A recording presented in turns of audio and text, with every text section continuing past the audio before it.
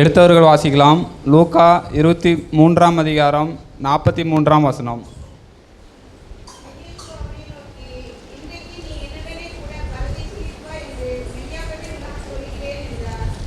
First எதை பற்றி பார்த்தோம்? ஃபஸ்ட்டு பார்த்தது மன்னிப்பை பற்றி பார்த்தோம்.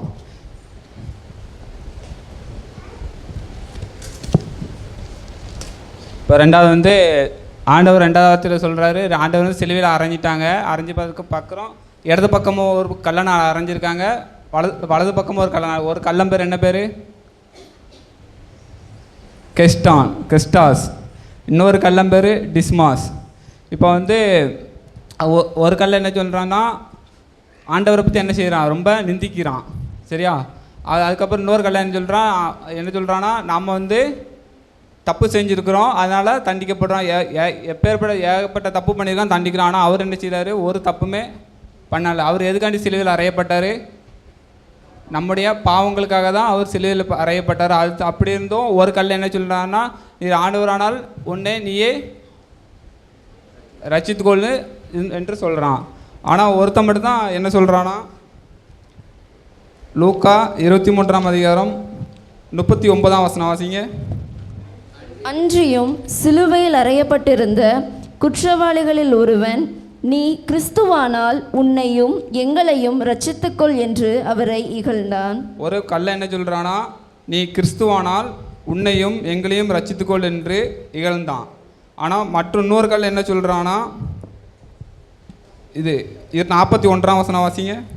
நாமோ நியாயப்படி தண்டிக்கப்படுகிறோம், நாம் நடப்பித்தவைகளுக்கு தக்க பலனை அடைகிறோம், இவரோ தகாததொன்றையும் நடப்பிக்கவில்லையே என்று அவனை கடிந்து கொண்டு,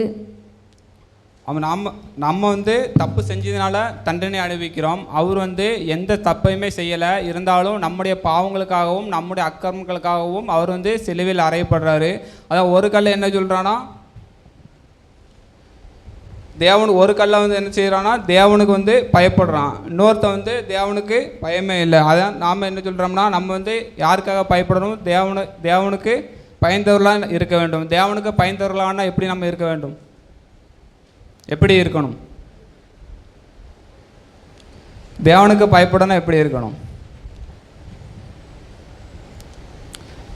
தேவனுக்கு பயந்தவனா பைபிள் வாசிக்கணும், டெய்லியும் ஜெபம் பண்ணணும், எந்த தப்பும் எதுவும் பண்ணக்கூடாது. ரெண்டாவது ஒரு கல் என்ன சொல்கிறான்னா, அவர் சொல்கிறது எல்லாத்தையுமே ஏற்றுக்கொள்கிறான். அவன் மனம் திரும்பிட்டான். அதுக்கப்புறம் இன்னொருத்த என்ன சொல்கிறான்னா, மூணாவது ஒரு வார்த்தை சொல்கிறான். 42 வசனம் 43 வசனமும். இயேசுவை நோக்கி, ஆண்டவரே, நீர் உம்முடைய ராஜ்யத்தில் வரும்போது அடியேனை நினைத்தருளும் என்றான். இயேசு அவனை நோக்கி, இன்றைக்கு நீ என்னுடனே கூட பரதீசில் இருப்பாய் என்று மெய்யாகவே உனக்கு சொல்கிறேன் என்றார். அதான் ஒரு கல்யாணம் சொல்கிறானா, இயேசுவே இன்றைக்கு நீ என்னுடனே கூட பரதேசி இருப்பாய் என்று ஒரு கல்யாணம் பார்த்து சொல்கிறார். அவன் இயேசு சொன்ன எல்லாத்தையுமே ஏற்றுக்கொண்டான். தேவனுக்கு அவன் தேவனுக்கு பயந்தான். தேவன் சொல்கிறதையும் ஒத்துக்கொண்டான். அவனுக்கு பரலோக ராஜ்யத்தில் இடம் இருக்குது. இன்னொரு கல்யாணத்துக்கு எங்கன்னா எதையுமே அவன் ஒத்துக்கொள்ளலை. அதனால அவன் வாழ்க்கை எப்படி ஆயிட்டு? நரகம் ஆயிற்று. தேவன் தாமே செய்து ஆசீர்வதிப்பார்.